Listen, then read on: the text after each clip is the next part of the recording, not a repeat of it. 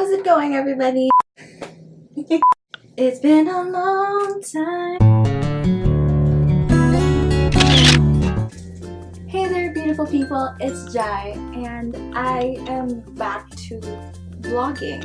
Yay! Anyway, so it's been a while since I've uploaded anything, and it's usually been on the OSG channel, the official Sabao Girls channel. But now I am going to be focusing a little bit more on my personal channel here on youtube.com/simplyjays, which I plan to change once I am allowed to. So anyway, so this video is going to be a TCK tag. For those of you who don't know what TCK means, it means third culture kid. Third culture kid means... Wait, I'm searching the definition up right now. TCK are terms used to refer to children raised in a culture other than their parents or the culture of the country given on the child's passport, where they are legally considered native for a significant part of their early development years. For example, for me, I was born in the Philippines, but I grew up, yeah, we'll get to that. We'll get to that. People who did not grow up in their home country or where their parents are from. And for some cases, the kids have mixed parents. Or their mom could be from Asia and their dad could be from the US or vice versa and all that. Or they could move a lot, so that's another reason why you would be considered a third culture kid. And there are also lots of classifications of third culture kids, but that will be a video in the future where I go more into that. Anyway, so I started YouTubing this TCK tag, and that's pretty interesting because a lot of the tags on YouTube are either, like the boyfriend tag or the best friend tag and all that other tags, but this one is specific to TCKs. And I'm a TCK, third culture kid, or a TCK, which is adult third culture kid. So it was first created by Nana Kennedy Kofi. Thank you for creating this tag, and I will be answering all the questions on this tag. Here we go. Question number 1. Where are you from? Now this question I usually just answer as I'm from the Philippines or I was born in the Philippines. It's usually I was born in the Philippines. That's where my passport still is, or that goes into question number 2. But yeah, for the most part, question number 1, where are you from? I am from the Philippines. I was born in the Philippines. Question number 2, how many languages do you speak? I fluently, maybe 2. I used to know Vietnamese when I was really young because I grew up in Vietnam, and according to my parents I was very fluent, so yeah, Vietnamese. And then I tried to learn a little bit of Pashto, but I was not able to maintain it and maintain it, yeah. So I also forgot that, so that would have been 4, right? And then I learned French in college, but I am going to go back to that. So fluently to roughly 5, yeah. How many passports do you have and what nationalities are they? I'll be right back. So currently I have 6 passports and all of them are Philippines.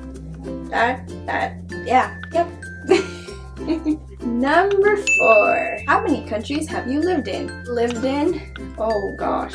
How many countries have I lived in? Well, in total, the longest I consider living in a country is if I go beyond a year. 1, 2, 3. Probably 3. What's my TCK story? What's your TCK? So my TCK story. That's number 5. Well, my parents are cross-cultural workers. They first started in Visayas or Central Philippines, the islands down south. And that's where I spent the first 2 years of my life. And then after that, my parents, we moved to Vietnam, and we stayed there for 5.5 years. So from the ages 2 to 8.5, 9 roughly, I was there. And then we came back to the Philippines for a year to sort of recharge. After that, after 1 year, we moved to Central Asia. We stayed there for almost 6 years, and then when I was about to turn into 4th year high school, or my senior year in high school, which is grade 12, before I turned grade 12, we moved back here to the Philippines. And then that's where I spent, here in the Philippines is where I spent my last year in high school, so I graduated here, and I also spent my college days here. Yeah, airports are overwhelming, especially for a little kid, but of course it's also very exciting for me because like, yay, new places! You know, it's, I guess, ingrained in me, like a love for traveling because of us traveling a lot when I was a kid and us moving a lot when I was a kid. So yeah, that's a summary of my TCK story. Number 6. How were you treated when you returned to the country you are from, your passport, or the countries you have lived? Oh, well, when we were in Vietnam, I was very young, so I don't really remember. Some of my earliest memories are actually from there, playing with our neighbors. It wasn't that they treated me differently. I mean, we have the same colored skin, so there's nothing like that. Of course, I spoke the language, so it was okay, but I was a little kid, so I didn't really have that treat differently mentality.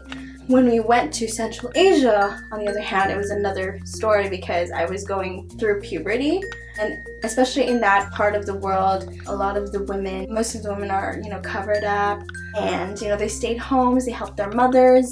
That was a little harder for me, but at the same time, I understood it, I respected it, and of course I welcomed it because I loved learning about different cultures and different mindsets. So, yeah. When I came back here to the Philippines, when we came back from Vietnam, I was going through, that was like 2003, going into 4th grade. So it was more of like a visit to the Philippines, but at the same time it was kind of living in the Philippines because we were sort of recharging and figuring out where to go next, praying where to go next. That adjustment and that treatment wasn't that big of a deal. I was teased a little bit because I had an accent, apparently. That was the extent of the different treatment, I guess. And then when I came here for my 4th year in high school, so I've been homeschooled all my life, except for, that 4th grade when I went to a regular school who used the same curriculum as my homeschool curriculum. Shout out to all the ACE or School of Tomorrow kids out there. Woo! And then for my 4th year in high school, my grade 12, I also went to a regular school that used the same curriculum as my homeschool. So it wasn't much of a big transition for me to graduate high school. Then it was a little harder because they would call me like English speaker, Inglesera, coño, and all these other words that would be associated with someone who didn't speak Tagalog very well. And then during that time, even before, I had no problem making friends. I loved talking with people and meeting new people. I guess I was just not prepared for the teasing, and they would think that I'm superior to them. But yeah, other than that, I mean, when I got to college, it wasn't that much different. It was a better transition. High school to college was a better transition for me, I guess. It was okay. It was okay. Hey. Oh, and that kind of goes into number 7, which is what are some of the adaptations you've had to make? Well, I've had to be more social. I've had to speak more Tagalog, or my mother language, coming back here. Even though the majority of the colleges and the establishments here speak English, I still had to relearn a lot of the deeper Tagalog words. That was kind of hard for me. Filipino, I had no problem learning Filipino when I was still in elementary and high school. I had no problem. But then of course, it's very different once you get to college and you have to write these papers, and then you're trying to find the right word, but you think it's not deep enough and you want to find the exact meaning, and some words don't have the exact meaning to English. And so that was one of the biggest adaptations I had to make. And of course, there's the people in general, because women can go freely out, and coming from Central Asia, where it's near the Middle East, it's very different. The mindset of women there is very different from the mindset of women here. Women here in the Philippines are more independent, go get them. And so I had to really mellow down a little bit, because it was a little bit overwhelming, especially the traffic and that's another thing, traffic, and then all the people going back and forth, and there's so many people and it's overpopulated and all this and noise. I mean, we used to live in the countryside, so it was really, I keep saying really, it was a big adjustment for me.